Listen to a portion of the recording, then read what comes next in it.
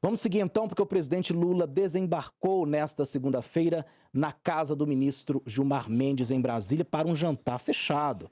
Acompanhado de Ricardo Lewandowski, ministro da Justiça, e Jorge Messias, da Advocacia Geral da União, Lula queria não só fazer um gesto ao Supremo Tribunal Federal, como também debater a nova onda de ataques à corte.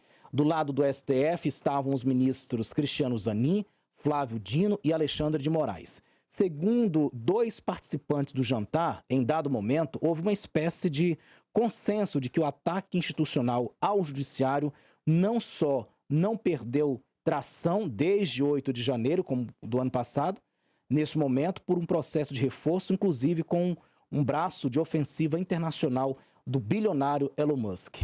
A conversa, segundo os envolvidos, teve tom ameno de avaliação de cenários, não de tomada de decisão.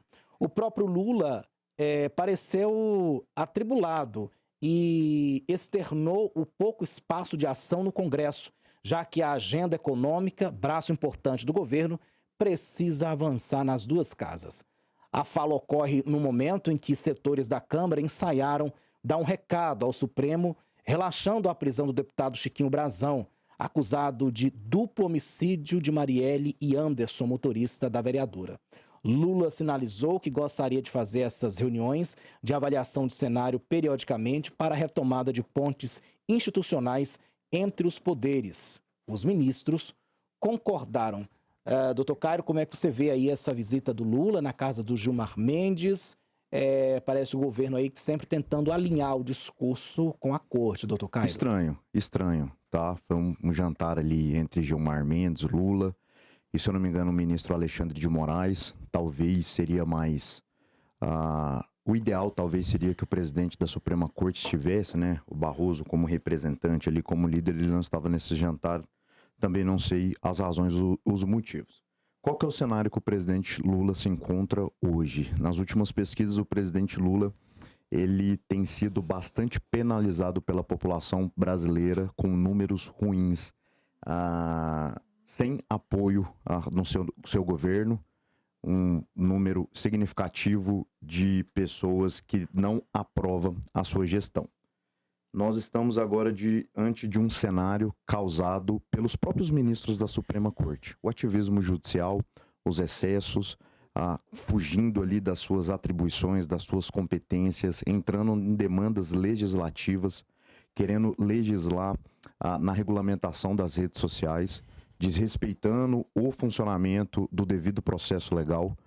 Quando a gente fala ali do inquérito das fake news, onde nós temos um magistrado que é vítima, nós temos um magistrado que ele abre o inquérito, ele realiza a investigação e ele julga. Esse é o sistema inquisitivo que não existe no Brasil. O que existe no Brasil é o sistema acusatório, onde todas essas partes elas são pessoas distintas para garantir o devido processo legal, a impessoalidade, a imparcialidade, para garantir a ampla defesa, o contraditório e etc. Tá? Eu pontuo isso aqui todas as semanas. Então nós estamos diante de diversas falhas, diversos excessos do Supremo Tribunal Federal, e não sou apenas eu que falo isso. Agora nós temos um parlamento que, graças a Deus, está muito incomodado com as ações, com as falas da Suprema Corte. Infelizmente o Senado Federal segue adormecido. O que nós temos agora é uma Câmara dos Deputados. O seu presidente, o Arthur Lira, tem demonstrado um enorme incômodo pelos excessos do STF. Então esse é o segundo cenário que nós temos. Um presidente com avaliação negativa, um STF com avaliação mais negativa ainda, e o presidente Lula querendo entrar nessa discussão e provavelmente atrapalhar mais ainda a sua imagem perante a população brasileira. Essa aproximação entre os poderes não é positiva não, doutor Cairo? Depende. O diálogo entre os poderes, qual que é o papel do Executivo? O papel do Executivo é executar, é realizar a gestão. O papel da Suprema Corte é a garantia da Constituição.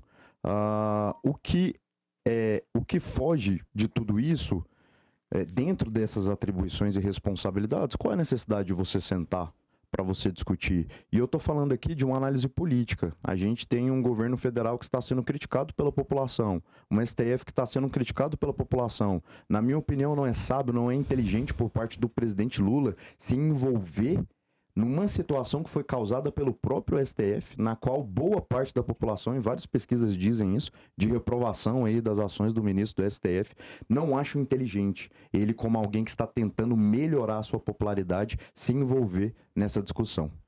Michel Magu, como é que você vê essa aproximação do presidente Lula com os ministros, com a corte no geral? É uma forma que o presidente Lula está trazendo a sua visão e o seu agradecimento ao STF por ter prendido o deputado federal, Brazão. A gente, às vezes, quer colocar cada ação independente e quer visualizar isso como um gesto diplomático, mas não é. É um jogo. E é um jogo, talvez, Alex, Cairo, seja dos piores que a gente possa ver na democracia. É o jogo da vingança. É o jogo de demonstrar para o legislativo que quem tem o poder é o executivo. É a vingança de posicionar-se contra o legislativo e demonstrar para o Arthur Lira que ele está enfraquecendo, que o poder dele está acabando. Porque agora tem outra questão que está sob disputa e ninguém está falando, que é a presidência da Câmara. O Arthur Lira termina o mandato. Ao terminar seu mandato, ele quer deixar um sucessor.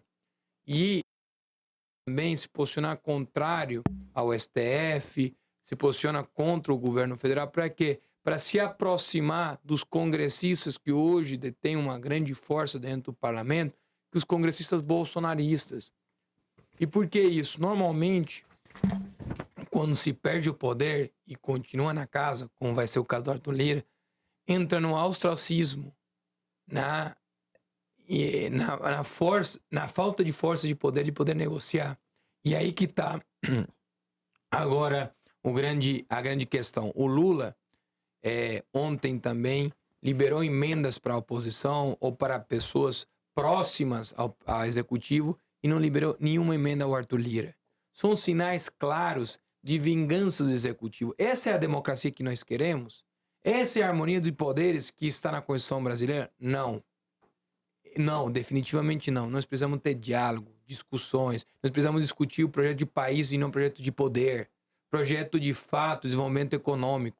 Esse tipo de ações, por exemplo, de se colocar dentro do STF e a favor do STF contra o legislativo, é o que vai solucionar.